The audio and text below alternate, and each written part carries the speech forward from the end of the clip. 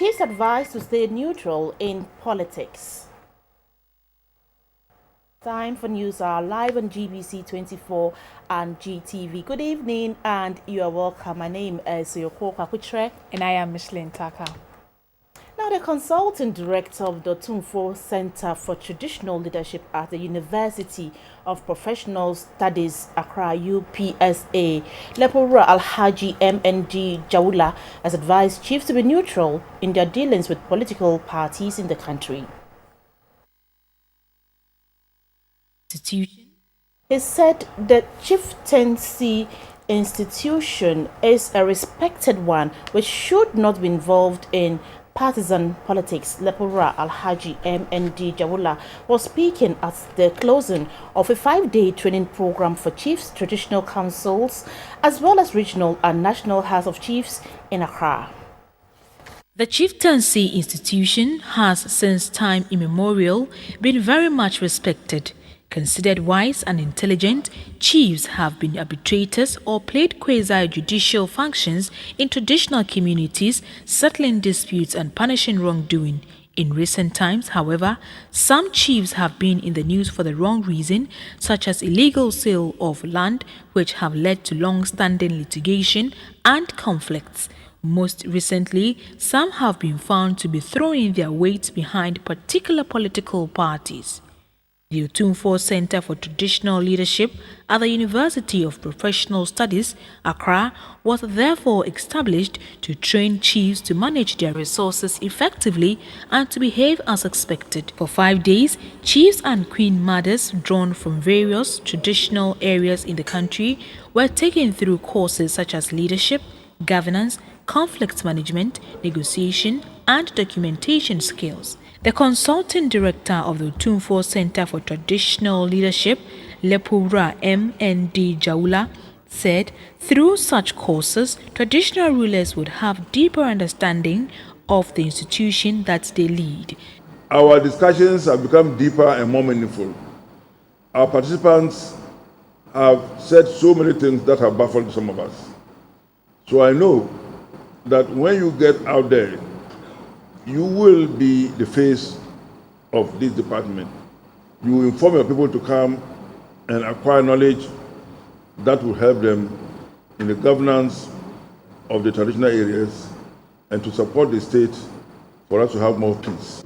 Participants at the training program said the course had been very insightful and beneficial. I'm going to impact whatever I've been taught here to my people so that I'll see how we can curb this conflict situation in my area. I have been taken through various topics that are very relevant to the chieftaincy institution. We need to work together as chiefs and queen mothers, not on different directions. In the coming years, the GBC24 Center for Traditional Leadership hopes to become a degree awarding center for chiefs. The Environmental Protection Agency EPA has held a dialogue with political parties to ensure that their parties include their manifestos how to address climate change challenges. The Ministry of Environment, Science and Technology and Innovation was also involved in the dialogue. For the year, climate change has been recognized in the Ghana Shared Growth and Development Agenda, such that in 2014, the National Climate Change Policy was launched. Currently, the Climate Master Plan has been developed and approved by the Ministry of Environment, Science, Technology and Innovation. Speaking at the dialogue, a director of the Environmental Protection Agency, Ms. Irene Hitate, called for cooperation towards the implementation phase of the National Action Plan. She said the plan has outlined 20 mitigation and 11 adaptation actions that address climate change issues in 7 priority areas of our national economy. These 31 actions are expected to drive the climate change strategy focus for a 10-year period, and this will be renewed every 5 years. I encourage all stakeholders to fully support the program to enhance understanding on the climate change The Deputy Director at the Ministry of Environment, Science, Technology and Innovation, Mr. Peter Derry, spoke about innovative ways of ensuring a clean environment. We have solar for domestic use. If we have wind for domestic use or for small businesses, then we will reduce the pressure on the grid. We want to get industries to move to the use of more efficient ways of running their business. Why should hotels, with all these human waste that they get, construct septic tanks and allow this septic tank to become a problem for them? Because dislodging it is cost and then also has environmental issues. Why wouldn't they construct biogas digesters? The national focal person on climate change education, Dr. Emmanuel Tichiobing, spoke on how climate change is changing the country and the threat it poses to our health, agriculture, energy and economy.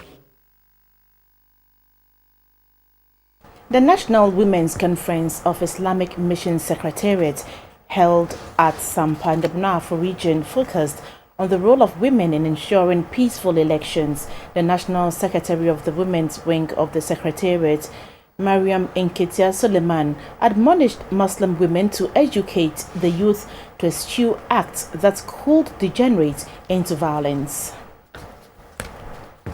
The Islamic Mission Secretariat is an Orthodox Muslim group established 50 years ago with the objective to promote unity among Muslims and project Islam as a religion of peace. The Secretariat has, among other things, constructed a health center at New Doma in Sunyai and is set to establish an Islamic university on a 150-acre parcel of land at Diayankwanta in Tano North. This year's Islamic Mission Secretariat Women's Conference was attended by members from across the country. The National Secretary of the Secretariat, Mariam Nketia Suleiman, encouraged Muslim women to instill discipline in their wards. The Bunahafo Regional Executive Secretary of the Regional Peace Council, Swala Abdallah Kwanda, said peace is a prerequisite for development. Hence, all Ghanaians must uphold the peace of the nation as Ghana goes to the polls in December. The Regional Election Early Warning and Response Group has been launched at Tamale. The group will discuss, develop and recommend strategies to mitigate threats to the peaceful conduct of the 2016 elections. The Regional Election Early Warning and Response Group is facilitated by the National Peace Council in partnership with the United States Agency for International Development, USAID, the West Africa Network for Peace Building, WANEP, and the United Nations Development Programme, UNDP. Through WANEP's extensive network of civil society organizations and appointed community monitors across the country, the group will be better placed to identify potential risk of election violence. The Catholic Archbishop of Tamale and Chairman of the Northern Regional Peace Council, Most Reverend Philip Name, expressed the need for all to work towards peaceful polls in December. Most Reverend Name urged traditional leaders to support the security services to discipline miscreants in accordance with the law to deter others. I encourage all of you to support the work of the Northern Region REWAG because we have peculiar conflict situations of chieftaincy and land that can be exploited, and the presence of so-called violent groups that have the potential of being recruited by those who benefit from electoral violence situations. In the 2012 elections, because of the contributions of all of us, the Northern Region recorded less, if not no express electoral violence. I therefore encourage you to support REWAG to even do better. The Regional Army Commanding Officer, Lieutenant Colonel William Kwabia, urged religious and traditional leaders to use their platforms to propagate peace to ensure incident-free elections. He also urged all to put the country first and use peaceful means to resolve their differences. I want to appeal to you, traditional rulers and religious leaders, to use your authority, your influence, and the various platforms that you have to propagate peace. Because when we are able to conduct peaceful elections, it is Ghana that wins. A representative of USAID, Nana Sewa Bonsuamuako, said Ghana should not be complacent as a result of a strong democratic dispensation, but should be alert of possible instability in the upcoming elections. The closer we get to elections, the greater the risk of instability and violence. There is no doubt that Ghana's democratic credentials remain strong. The country has been applauded for holding successive peaceful elections, despite strong political competition. However, there are still pockets of tension that could become reasons for conflict. We must therefore not be complacent, but strive together to ensure that the 2016 elections is peaceful and without conflict.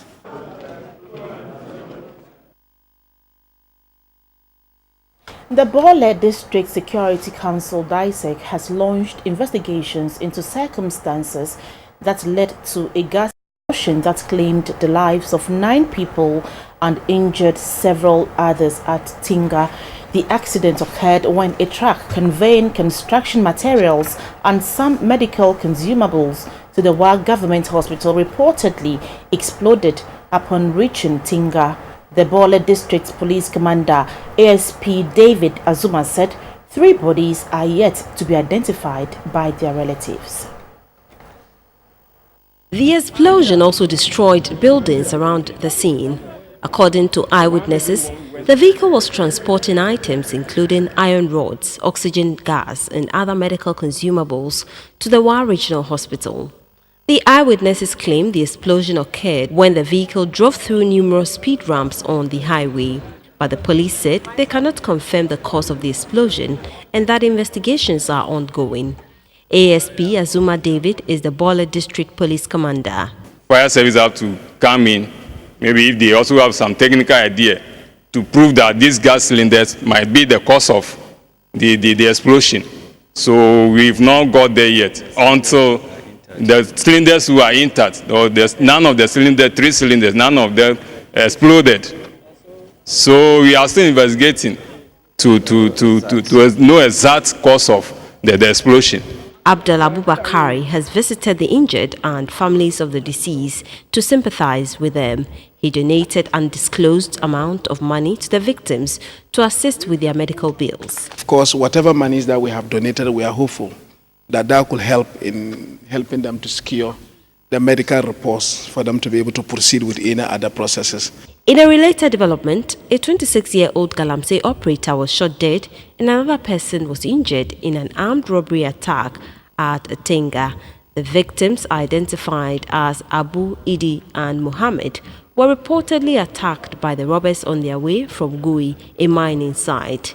ASP David Azuma said the police rushed to the scene, but no arrest was made. He said the armed robbers bolted with some belongings of the victims. He said investigation has been launched to arrest the miscreants and appealed to residents of the area to volunteer information to that effect. The injured is in critical condition and has been rushed to the Bole Government Hospital. Members of the District Security Council and the Regional Minister, Abdullah Abubakar, visited the bereaved family to console them.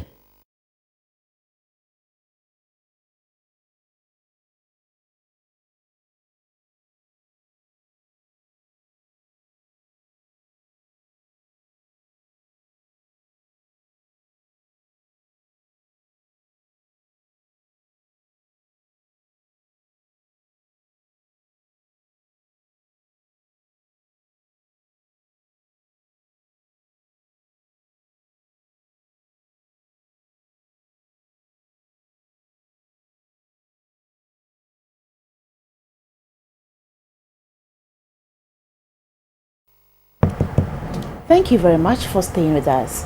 Now, the founder of the United Front Party, Dr. Nana Jidimboaten, has been acclaimed flag bearer of the party for the 2016 presidential election at its National Delegates Congress held in Kumasi today. This was after he was declared unopposed by the Electoral Commission and unanimously endorsed by delegates. The party's running mate and manifesto will be outdoored in 2 weeks' time. The UFP hopes to revamp the agricultural sector with simple technologies to improve crop yields and whip up the interest of the youth in agriculture. On education, The party plans to restructure the curricula in a way that products of the system will better fit into the job market. We now cross over to our Ashanti regional correspondent, Mr. John Yeboah, to give us an update. Hello, good evening, John. Yeah, good evening. Well, John, now tell us, we had information that the program didn't start as scheduled. Is that information correct? Yes. And the Congress was supposed to have started at 10 in the morning. However, most of the delegates scheduled to attend the Congress had not arrived by then. It took about an hour and a half for them to arrive. And the founder of the party, Dr. Nana Watson, who is now the flag bearer, who has been acclaimed as the flag bearer, arrived 10 minutes to midday, paving way for the commencement of proceedings. Okay, so can you give us just highlights of what took place today? Yes, there were two main activities conducted by the Electoral Commission for the Delegates Congress. The first was the election of national officers of the party.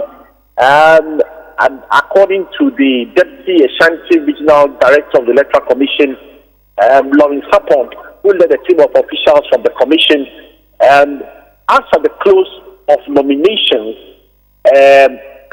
each position had one candidate that had filed to contest the various executive positions. The 11-member national executive position. So, by the mandate of the Electoral Commission, they were all voted unopposed as national officers of the party. The chairperson is Dr. Nana Watson, first vice, Can Wampong, and then the second vice, Frederick Ampofu, and the General Secretary, Prince Zakaria, Assistant General Secretary, Kamolo Say, National Organizer, Noah Ano, Deputy Organizer, Bernard Obing, and then we have the Treasurer, Enoch Anani, Deputy Organizer, Habiba Muhammad, and the Women's Organizer, Jonah Ej. And after that, the second activity was the acclamation of Nana Watson as the flag bearer of the party. John, Dr. Nana Watson was declared unopposed by the Electoral Commission and endorsed unanimously by the delegates. Certainly, he's a very happy man now. Have you spoken to him, and what has he been saying? Yes, he said that unlike some of the political parties contesting this year's elections that were had their ranks separated and their fronts broken through inter-party misunderstanding, the USP has a close rank and is united. It has gone through the mill, and so he appealed to his colleague political parties who are contesting this year's elections. He called on them, these political parties, to amicably resolve all their internal wranglings so as to make this year's general elections a keen competition. And then he also called on the Electoral Commission to revisit the ultimatum issued to all political parties to have structures in two-thirds of all the constituencies in the country based on the Political Parties Act. Okay, so generally, what was the atmosphere like at today's event? Yes, the atmosphere was one of merrymaking, one of rejoicing. There was so much happiness around because the delegates have come purposely to come and endorse and acclaim Dr. Nana Watson as the flag bearer of the party. Afraid, John, that will be it for now. Thank you very much. We'll join you for updates later. And that was our Ashanti regional correspondent, John Yeboah, giving us highlights of the National Delegates Congress of the United Front Party held in Kumasi today, and that's it for the election. So we'll be back soon with more news. Stay on.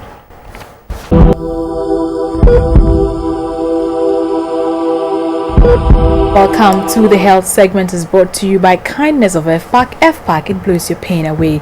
Now, children suffering from cancer are appealing to government to incorporate their treatment into the National Health Insurance Scheme. This will give them a freer access to medical treatment. As many as 250,000 children under 15 years are each year diagnosed with cancerous conditions. A report by Sarah Ofuri. Common forms of childhood cancers in Ghana are cancers that affect the immune system, cancer of the blood, eye, and the kidneys.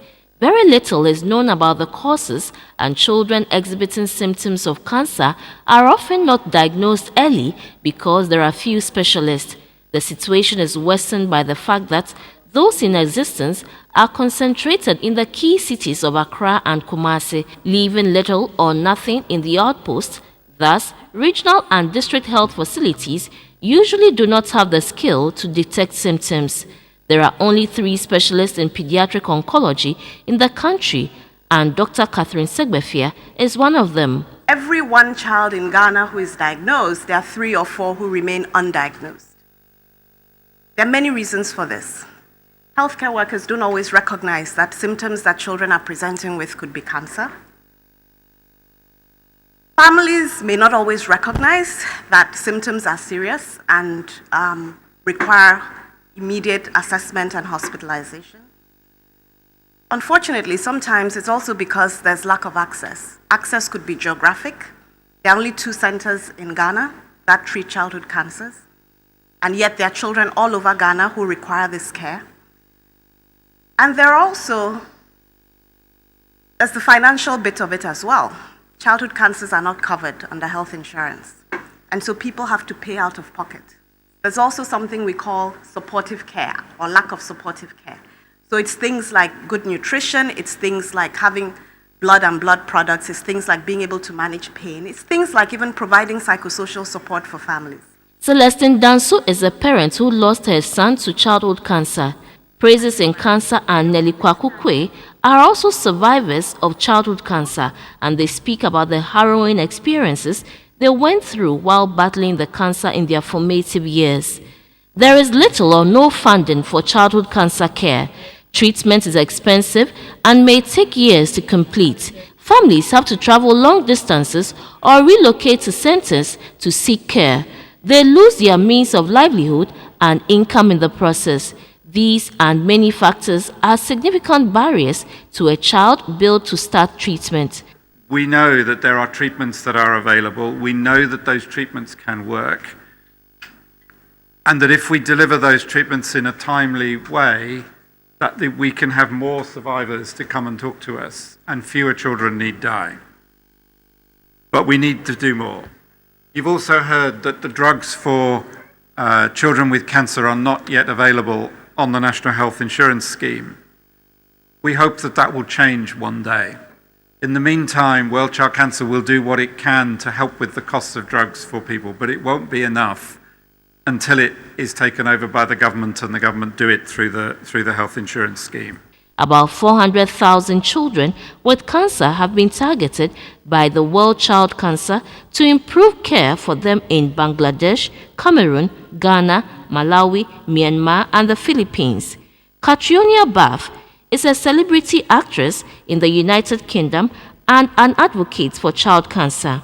I've heard your challenges, the fact that it's so important that pediatric oncology medication gets put on the National Health Insurance Program, that there is a place for your mothers and the families of children suffering from cancer, that you have a place to stay while you're at the hospitals. And all of these things are really hopeful, and it's wonderful for me to be able to bring these stories back to everyone, to try and make sure that we're going to get the support that we need to help you do what we know that you can do so well. Childhood cancers are curable, but when they are detected early and treatment follows swiftly. September is a Child Cancer Awareness Month. The clarion call is being sounded for society, particularly the authorities, to pay more attention to children battling with cancer. Sarah for GBC24, Accra.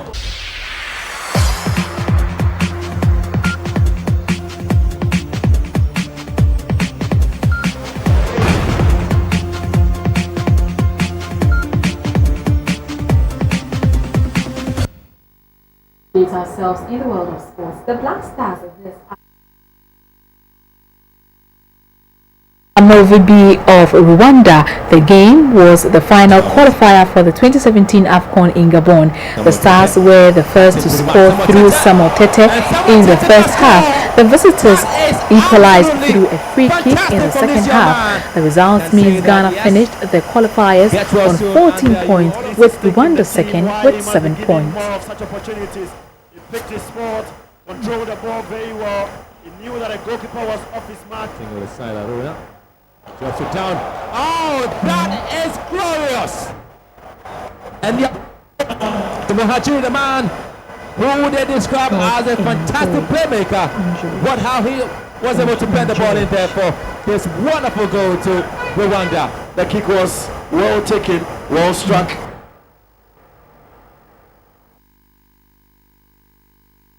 His female counterpart, Keegan Penina, are winners of this year's Millennium Marathon. They took away a cash prize of 40,000 Ghana cedis, medals and goodies from sponsors. Meanwhile, the two Ghanaians who finished second in both the men and women's division, Malik Yakubu and Sakat Lariba, each received a brand new Peugeot Saloon car, a cash prize of 25,000 Ghana cedis and some goodies. The second edition of the International Millennium Marathon race took place in the early hours of Saturday, the 3rd of September.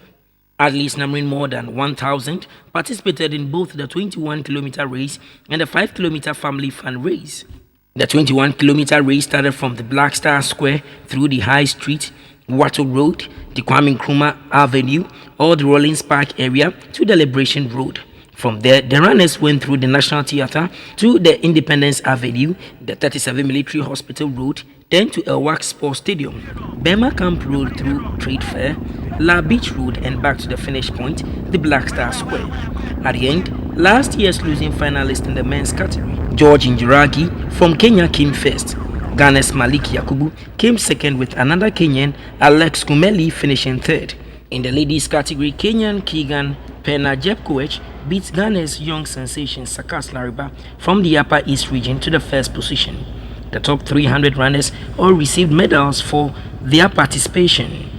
Athletes who distinguished themselves, including para-athletes, were presented with cash prizes and goodies from the various sponsors. The winners in the 21-kilometer race had cash prizes ranging from 10,000 Ghana cedis, 25,000 Ghana cedis, and 40,000 Ghana cedis.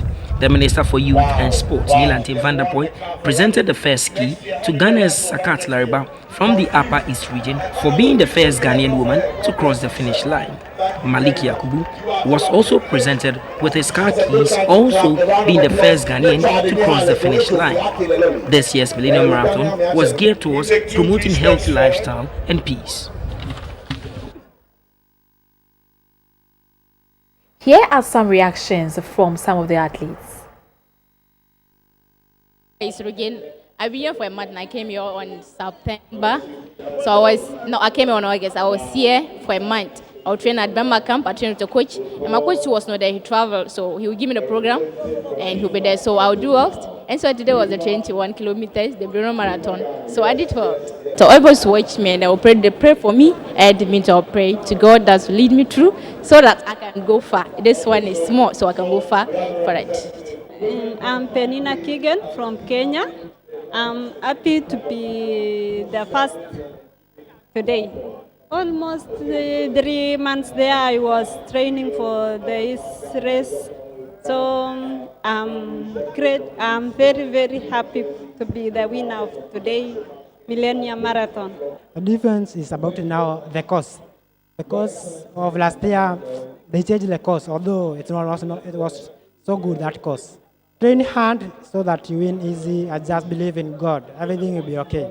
if I get a chance, I'm willing to join. Yeah, we are so grateful for the Millennium Marathon organizers because they have already showed that they think about all of us. Meka said the kind of Ghana cry, ya to be ama or mine or hasini, or money new ye. What my idea, the brebe, or my idea, brebe, was a can be to be a Accra marathon, but the way and you must coin, I'm so we didn't different crowd. So I idea. Titan Sporting Club, which is also doing a peace project. So we thought it wise that we should join this marathon and then also try to preach the message of peace.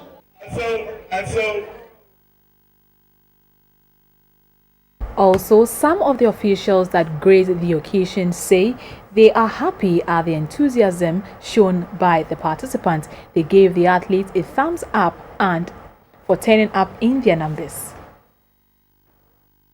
Good and very enthusiastic participation also, and it's gone on even better than last year. We have profited from the experience of last year in running this one. I think that it's come to stay. I am impressed with the number of countries that have taken opportunity to come to Ghana because of this. It's opened Ghana up. A lot more people of these people will stay in the country for a day or two and spend some money within our economy. So it's a good thing for us. One thing I want to say is that elections is not about fighting, but it's about making your mind clear to the people as to who you want to rule you. And so I want to appeal to the people that we should go about the elections or our campaigning very peacefully. Just declare or say what you want without fighting, so that together we'll build a peaceful Ghana. We've had a lot of participants. The races have been good. It's been successful. I think the thing that I take out of it is that Accra has sustained this event, and we will continue. It's about giving back to society. It's about athleticism. Peugeot stands for that, and you know the quality of Peugeot. We've always had the potential. We just need to work on it and harness it. And so this has come to stay, and I think that gradually more Ghanaians will participate. Even in our backyard, we don't need to wait for the annual one. We should be organizing within our communities and then within the regions. Away from the marathon, the Ghana Hockey Association says they are ready to host and win the upcoming International Hockey Federation World League Series R1 in Accra. The tournament is scheduled to kickstart on Friday, September 9th to Sunday, September 11, 2016. Will from the Friday 9th September to Sunday 11 September host the rest of Africa for the first round International Hockey Federation FIH World League Series. With 8 days more to go for the competition, the Ghana Hockey Association has announced their readiness. The Ministry of Youth and Sports says they are strongly backing the competition. We have no moral right as a ministry to deny the Ghana Hockey Association the support they require in order to host and win a tournament of this magnitude. Gone were the days when we have to shudder when we hear of countries like Kenya and Nigeria in hockey. The last time Richie was telling me, if he was not bragging, that our women's team are the second ranked and the men fourth. I know the Egyptians are not here, the South Africans are not here. So it means that we have to win the men tournament too. We are doing the things that we need to do necessary to make sure that we can play the tournament on the turf. So we are doing some work on the turf and some of the facilities on the turf. In terms of the buildings themselves, not much will be done because we don't have the resources to do it. One of the partners for the event is upbeat about Ghana's chances. We are rooting for Ghana and we are praying and hoping we take the cup. So we are keeping our fingers crossed and our prayers are with the team. Ghana will be hosting teams from Nigeria, Kenya and Namibia in both the men and women's category for the tournament.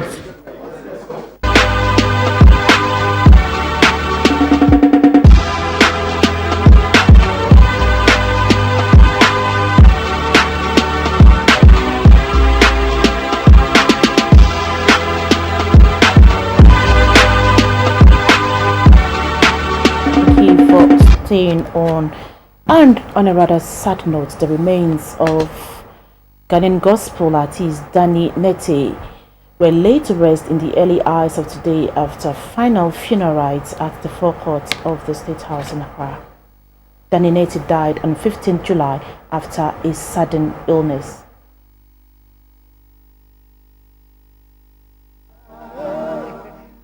Danny Nettie was one of the pioneers of gospel music in Ghana. He was recently honored in Accra for his contribution to the gospel music industry. Danny Nettie began his music career with his own group, Danny Nettie and Pals, which was ministering to students in secondary schools and churches. At the age of 6, Danny started playing the piano and writing short songs without any formal training. He used empty Milo and milk tins as instruments. He continued with his love for music from elementary school through to secondary school. Between 2001 and 2006, Danny Nettie released his second and third albums called My All to You, I Will Worship You, Adum, and Sheye. Danny's friends and loved ones joined his family at the funeral to mourn him. In a tribute read on her behalf, Danny's mother said, quote, "I still can't believe you are gone. I am shocked, devastated, and confused," unquote. Baby Dan, Billy, I just want someone to tell me that all that is going on is just a dream and not a reality. My heart aches, my son. I remember when you were 8 years old, while the song End of the Road was being played on the radio, and you asked me why the singers sounded so sorrowful. You did not understand the lyrics to the song, and yet you instinctively knew it was a song about a personal loss. MBBD, Baby Dan, Nuchoka Enine Angono, Nucho Aquabudu Banka, Tabinu Bakbeko, Warrior Hidolemi. Tributes from friends and loved ones were also read. Special tributes came from Mr. Chachuchi Carter and wife, who were godparents to Danny Nettie. The former president of Musica, Diana Hobson, had this to say about Danny Nettie. Danny's family had high hopes, wanting Danny to be a doctor, but Danny knew what he had been called to do, to sing, and to sing gospel. And I'm so happy that Danny he got glued to his calling. Today at his funeral, the honor God has brought to his works now shows that when you stick to your calling, God will always make your sacrifices worth it.